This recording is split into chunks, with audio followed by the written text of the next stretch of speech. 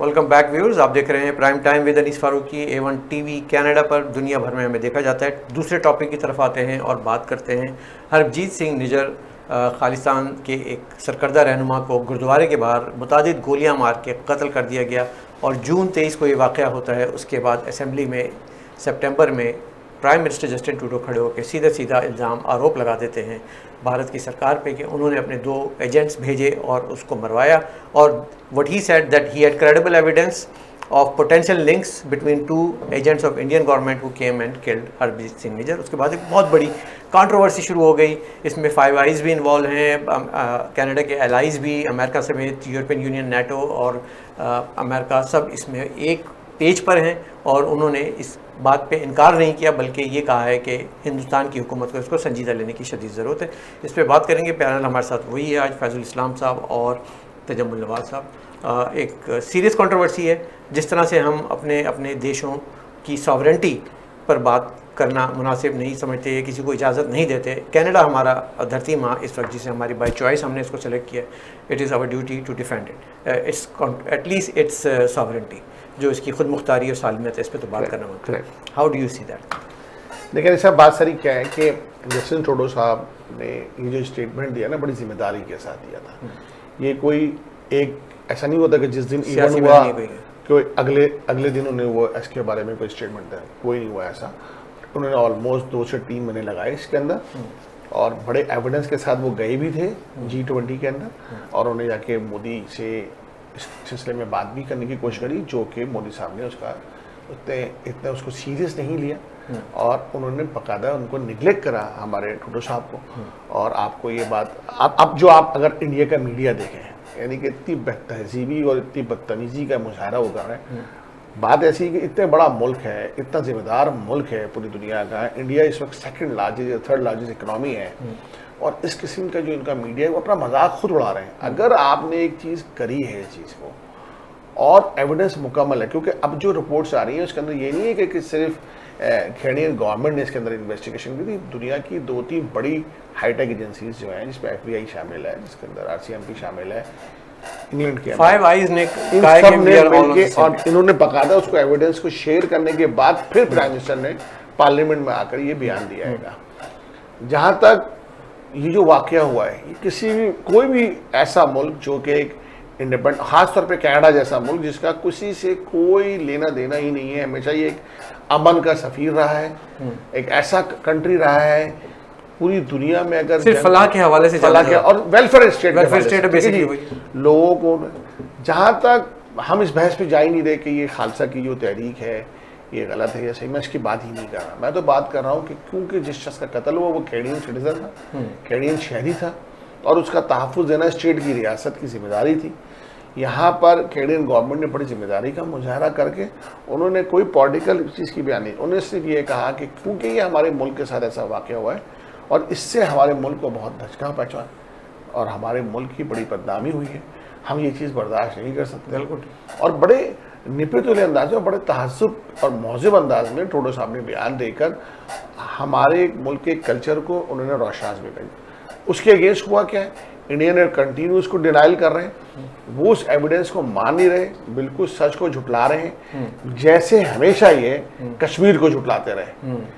आज ये एक ऐसी चीज़ हुई है, इससे इंडिया का असल चेहरा जो है वो लोगों के सामने आ गया है कि ये जो लोग दिखाते हैं ना कि ये सो कॉल्ड एक बड़ा डिप्लोमेटिक का बड़ा जमहूरियत पसंद कंट्री है, ऐसा नहीं है।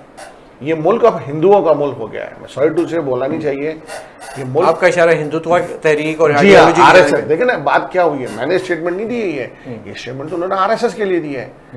जब इंडिया बना था तो यही बना था ना कि भाई के ये सब लोगों के लिए एक सेकुलर स्टेट होगी, जिसका धर्म से कोई ताल्लुक नहीं होगा। मगर आज क्या हो रहा है, आज आप चाहे वो कोई मुसलमान हो, चाहे वो कोई क्रिश्चियन हो, चाहे वो कोई सिख हो, चाहे किसी भी मजहब से ताल्लुक रखने वाला आदमी हो, उनके साथ टॉलरेंस ही नहीं रही ये RSS। अच्छा, मैं ये नहीं कह रहा कि सारी हिंदू कौम ऐसी कर रही है, ये खास तौर पे जब से मोदी की गवर्नमेंट नेशनलाइजेशन जो कर रहे हैं, नो डाउट ये बहुत तरक्की कर रहे हैं, मगर ये जवाल पजीर होते आ रहे अपना ये अपने खिलाफ कोई बर्दाश्त ही नहीं करते बात। अच्छा, यही ये लोग जब पूरी दुनिया में ये चाहते हैं कि यही चीज़ प्रचार करें, ऐसा हो नहीं सकता। यहाँ पर फ्रीडम ऑफ राइट्स थी, कनाडा के अंदर अभी हमने पिछले टॉपिक पे भी यही बात करी थी, भाई फ्रीडम ऑफ राइट्स है जी। तो बात सर ये है कि उस फ्रीडम ऑफ राइट्स का नाजायज फायदा उठाया जा रहा है इस वक्त यहाँ जी।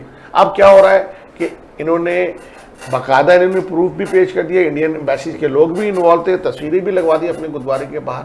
तो मेरे कहने का मकसद ये है कि हम सबको मिलके एज ए कैनेडियन, मैं एज ए मुसलमान की बात नहीं करता, मैं तो सबको, हमें प्रोडो साहब को सपोर्ट करना चाहिए, अपनी गवर्नमेंट को सपोर्ट करना चाहिए। हमारी जो आज आप देखें, अभी 2 दिन पहले एक वाक़या हुआ कि अभी इन्होंने स्टेप डाउन करा अपने पार्लियामेंट के स्पीकर को, जिसमें इन्होंने जो हिटलर के साहब थे, नाजी थे, उन्होंने उसने स्पीच के लिए कह दिया, ठीक है ना, उसको उन्होंने बाकायदा स्टेप डाउन करा कि भाई आपने कैसे करा। अभी मैं ये बात देखता हुआ आ रहा था। आपने जो बात की, मैं आपकी बात यहाँ काटूंगा थोड़ी सी, कि जो डेमोक्रेटिक जो दुनिया की सबसे बड़ी जमहूरियत मानी जाती थी, उसकी वजह यही थी कि उस जमहूरियत में एक सेकुलर जमहूरियत थी, धर्म से दीन से कोई ताल्लुक़ नहीं था, माइनॉरिटी सेफ थी।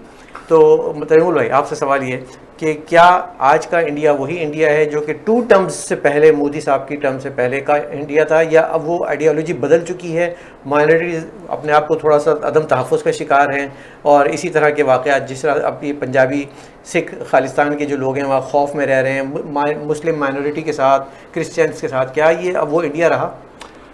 पहली चीज़ मैं बता दूँ अनिस भाई कि जो इंडिया का पॉइंट ऑफ व्यू है, अभी इन्होंने फैज़ भाई ने कहा कि प्रूफ हो चुका है, प्रूफ किधर हुआ है, ये चीज़ अभी जो बड़े लेवल पे है वो चीज़ आई नहीं, वो एक्सेप्ट होनी है ये लोगों की। इन्होंने प्रूफ रखा है, but that proof I fully support because I am a Canadian, I will support my prime minister. Okay, let me answer that proof question. लेकिन पहले प्रूफ वाले मसले को हल कर लेते हैं। हाँ। देखिए, हुआ ये है कि ये जब G20 कॉन्फ्रेंस हुई थी, उसी दौरान में ट्रूडो साहब को पूरा dossier RCMP, Canadian secret service, intelligence services और पुलिस ने मुहैया कर दिया था कि ये हमारे पास सबूत आ गए हैं, ये क्लियर सबूत हैं, आप G20 जा रहे हैं, ये वहाँ पेश कर दीजिए। तो उन्होंने वहाँ जाके रॉ के चीफ को ये दिए, उन्होंने जाके वहाँ नरेंद्र मोदी को दिए, और उन्होंने जाके वहाँ जो बाइडन को दिए, और जो बाइडन को बताया कि ये आप इस मीटिंग में आज हम ये मिल रहे हैं और ये मैं आपको प्रूफ दे रहा हूँ। जो बाइडन एग्रीड विद दैट। तो प्रूफ सरकार टू सरकार तो दिए जा सके। अब ये तो हो नहीं सकता कि अर्नब गोस्वामी को दिए जाएं या अब आपने अपनी जबान पे खुद कहा कि अर्नब गोस्वामी। आपने देखिए, इंडिया आज जो डेमोक्रेसी है, इसकी पॉकेट्स हैं, इसकी जो ईस्ट का अलग कहानी है, वेस्ट की अलग कहानी है, south is different, it's completely different one. इससे पोलराइज्ड सोसाइटी पोलराइज्ड। अब रहा मीडिया की, आपको पता है कि मीडिया, आज हम भी मीडिया पे हैं, एंड हमारे अपने दिल से पूछें कि हमारा कितना साफ दिली से खड़ा होना है।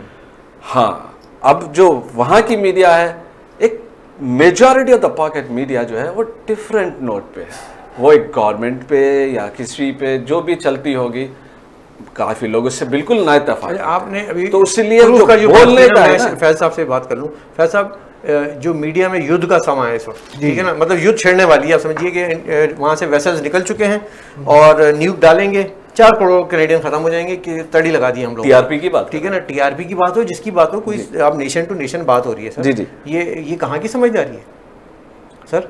देखिए ना, अब कोई भी बोलने वाला भी जो है, आप देखेंगे कि कोई अच्छे जो इंतहाई गंद तरीके से जो बात ऐसा नहीं है, तजुर्बा भाई, ऐसा नहीं। मैं आपको बताऊं हो क्या रहा है। हो ये रहा है कि ये एक ऐसा प्रेसिडेंट है, ये एक ऐसी मिसाल है जो इससे पहले हिंदुस्तानियों ने कभी नहीं देखी कि एक वेस्टर्न कंट्री ने हेड ऑन कोलिजन किया है, राइट? बिल्कुल। अच्छा, अब वो उसी फेज में फंसे हैं, उनको रिकॉर्ड अटका हुआ है, इंडिया पाकिस्तान, कश्मीर इंडिया पाकिस्तान, इधर से हम उसको छोड़ देंगे, हम वो बॉलीवुड की फिल्में बन जाएंगी, घुस के मारेंगे और अभिनंदन। लेकिन ये कनाडा है जी, ये को मजाक नहीं है, सवाल ठीक है, ये मजाक नहीं है कि आप कनाडा को बोल दें, इसका मतलब है you are telling the entire world कि हम युद्ध करेंगे और देखेंगे नहीं। तो क्या आपके ख्याल है अमेरिका खामोश रहेगा? सर आप बताओ तो ना, पहले कॉमनवेल्थ खामोश रहेगा? नहीं, लेकिन आप ये बताओ ना कि बोलने वाले कौन लोग हैं, नहीं जो युद्ध करने वाले की बातें जो होती है। अब देखिए, ये बात अजूल भाई ने कि बोलने वाले कौन है, ये बोलने वाले आज तो नहीं आए, हमेशा ही रहेंगे। तो बोलने वाले 20 साल से जब पाकिस्तान के खिलाफ बोल रहे थे तो बहुत अच्छा लग रहा था लोगों को,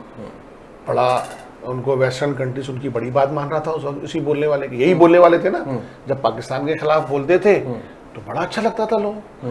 आज जब यही बोलने वाले कनाडा के खिलाफ बोल रहे हैं तो सब लोग बड़े हैरान है। देखिए ना, आज यही बोलने वाले, इसका मतलब ये है कि मैं ना मानो वाली एक रट लगाई हुई है, ठीक है ना।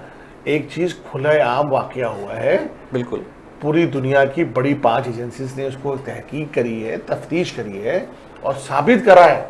अब ये कह रहे हैं, देखिए ये बात यहाँ खत्म नहीं होगी।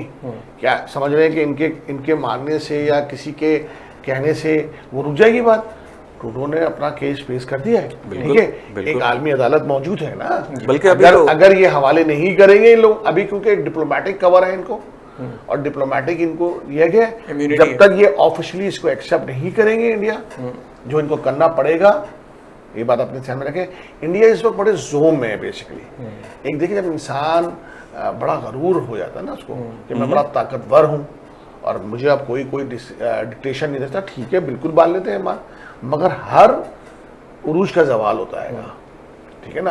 बिल्कुल इस वक्त इंडिया पहले, आज जो एक इंडिया नो डाउट अपनी काबिलियत से, लोगों की तालीम से ये काफ़ी आगे चले गए हैं, ठीक है।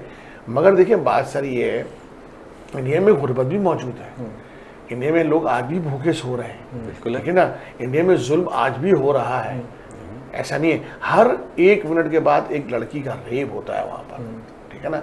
यही मुल्क है ना ये, क्या इंडिया, ये मैं नहीं कह रहा, इनका ही मीडिया कहता है, इंडिया की फिल्में कहती हैं, इंडिया का मीडिया कहता है ये बात।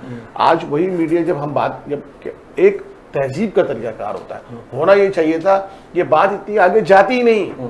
मैं आपको बताऊं, अगर ये तहजीब के साथ, तरीके के साथ मोदी इस चीज को एक्सेप्ट करते, एक्नॉलेज करते, तो मुझे नहीं लगता कि ट्रूडो जो है आकर यहाँ पर। अच्छा, इसमें मैं एक चीज़ बता दूं जो कि अच्छी बात है, जो अप्रिशिएट करनी चाहिए भारत की सरकार की। वो क्या है कि नरेंद्र मोदी, अमित शाह और जयशंकर, इन्होंने इस बारे में अभी तक लब कुशाई नहीं की है। इनसे बात बिल्कुल सही है। इन्होंने बार बार पूछा गया, इन्होंने एक लफ्ज़ नहीं कहा है, क्योंकि उनका एक लफ्ज़ कहना भी अकाउंटेबल हो जाता पूरी दुनिया के सामने। ये जितना खेल हो रहा है, ये जो प्रॉक्सीज हैं, मीडिया प्रॉक्सीज हैं, उनके ज़रिए खेला जा रहा है कि तुम लोग जो दिल चाहे बोलो, सरकार कुछ नहीं बोलेगी, क्योंकि सरकार फंस गई है।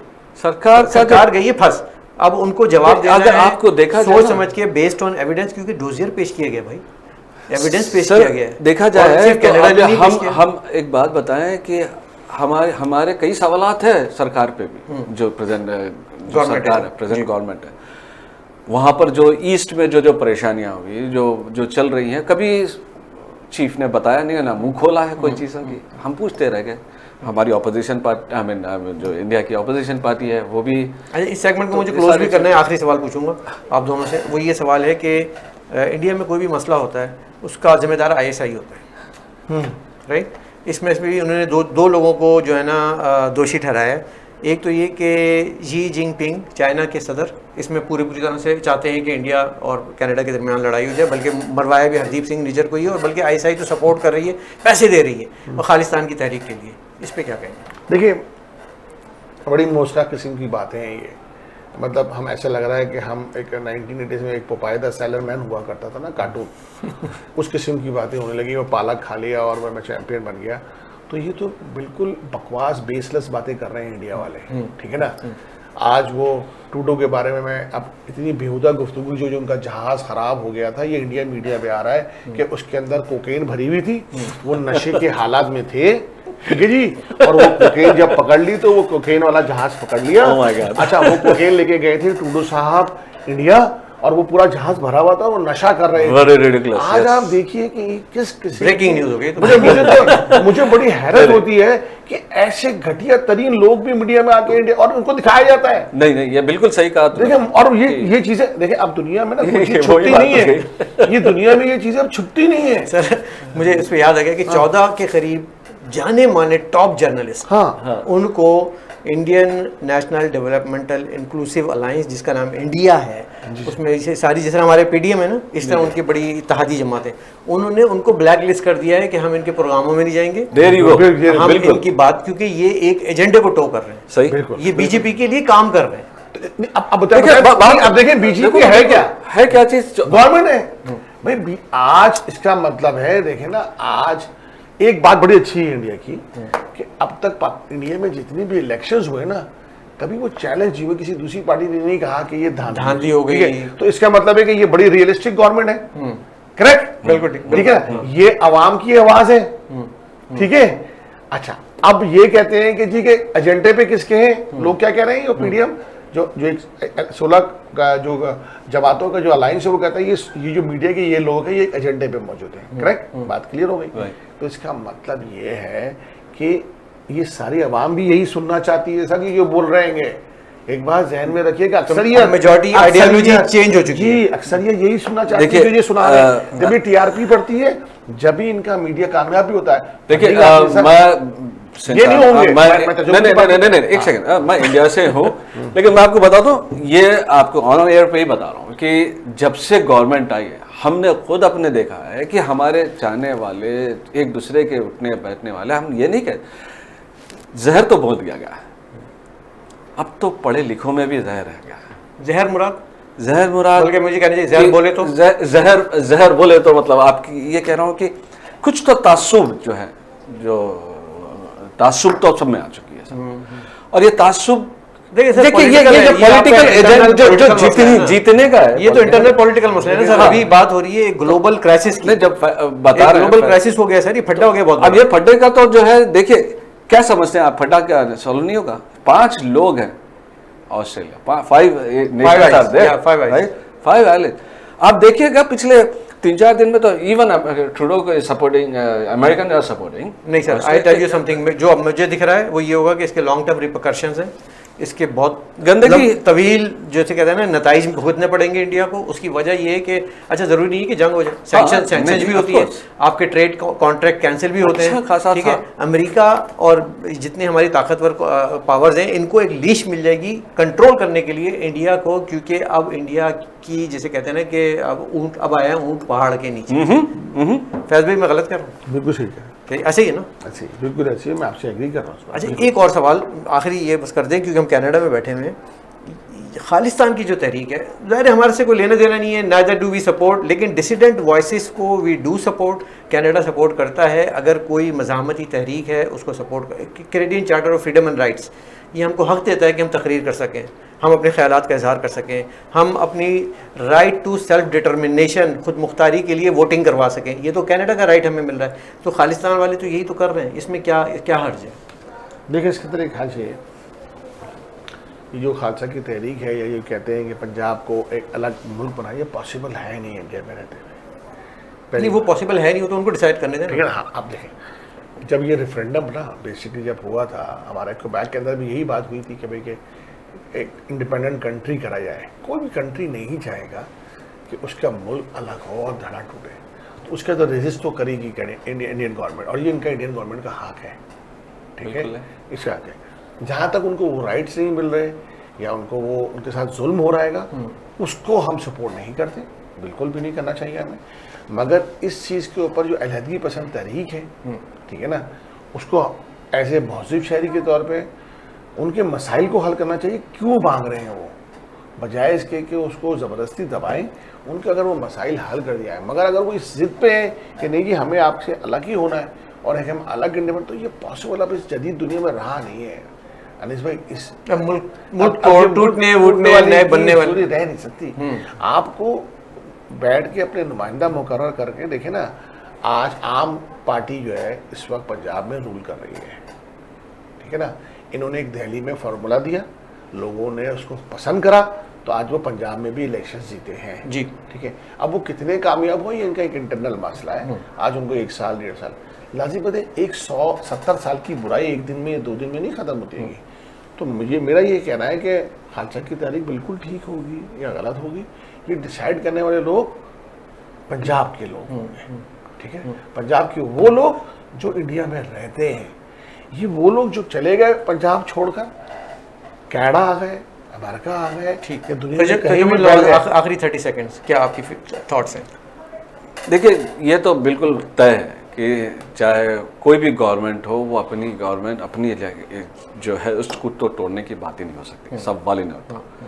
और ये बिल्कुल जो लोग हैं इस वक्त, और वो लोग खुश हैं क्या है, वो सब उनकी गवर्नमेंट है, उनको वो एक दूसरे की समझ सकते हैं। आज बिल्कुल इलेक्शन वर्ल्ड नंबर 2 पॉपुलेशन है सर, हाँ, दुनिया का दूसरा पॉपुलेशन नंबर 1 है, और सब में ज़्यादा कम एज वाले इंडिया की है, राइट।